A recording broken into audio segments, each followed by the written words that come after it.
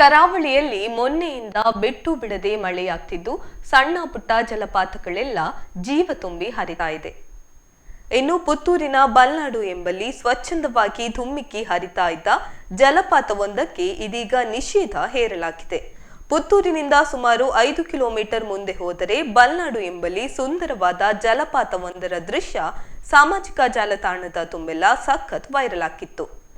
Viral ಆಗುತ್ತಿದ್ದಂತೆಯೇ ಚಾರಣ ಪ್ರೇಮಿಗಳೆಲ್ಲ ಬಂದು ಜಲಪಾತ ನೋಡಿಕೊಂಡು ಹೋಗುತ್ತಿದ್ದರು. ಆದರೆ ಇದೀಗ ಜಲಪಾತವನ್ನು ವೀಕ್ಷಿಸಲು ನಿಷೇಧ ಮಾಡಲಾಗಿದ್ದು, ಸದ್ಯ ಈ ಕುರಿತಾಗಿ ಜಲಪಾತ ವೀಕ್ಷಿಸಲು ಬರುವ ಪ್ರವಾಸಿಗರಿಗೆ ಗೊಂದಲ ಉಂಟಾಗಿದ್ದು, ಖಾಸಗಿ ಸ್ಥಳ ಎಂಬ ಕಾರಣಕ್ಕಾಗಿ ಜಲಪಾತವನ್ನು ಬಂದ್ ಮಾಡಲಾಗಿದೆ ಎಂದು ತಿಳಿದು ಬಂದಿದೆ.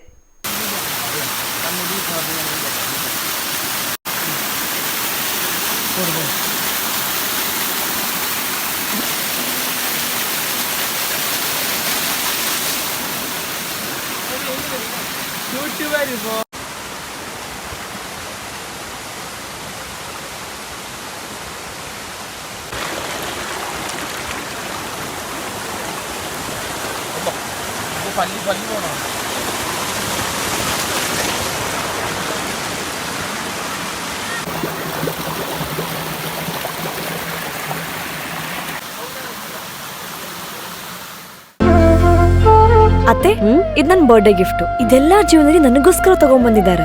ನಿನ್ ಮೇಲೆ ತುಂಬಾ ಚೆನ್ನಾಗಿ ಕಾಣುತ್ತೆ. ಇದು ತುಂಬಾ ಚೆನ್ನಾಗಿದೆ ಅಲ್ವಾ? ತುಂಬಾ ಚೆನ್ನಾಗಿದೆ.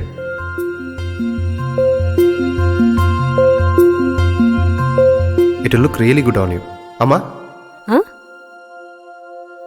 Mother is always son's first love.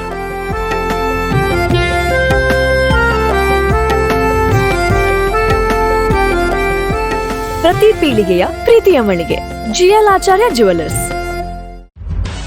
ನಿಖರ ಸುದ್ದಿ, ಸದಭಿರುಚಿಯ ಕಾರ್ಯಕ್ರಮ. ನೀವು ನೋಡ್ತಾ ಇದ್ದೀರಾ ಕಹಳೆ ನ್ಯೂಸ್, ಸಮಾಜದ ಜಾಗೃತಿಗಾಗಿ ವಸ್ತುನಿಷ್ಠ ವರದಿ.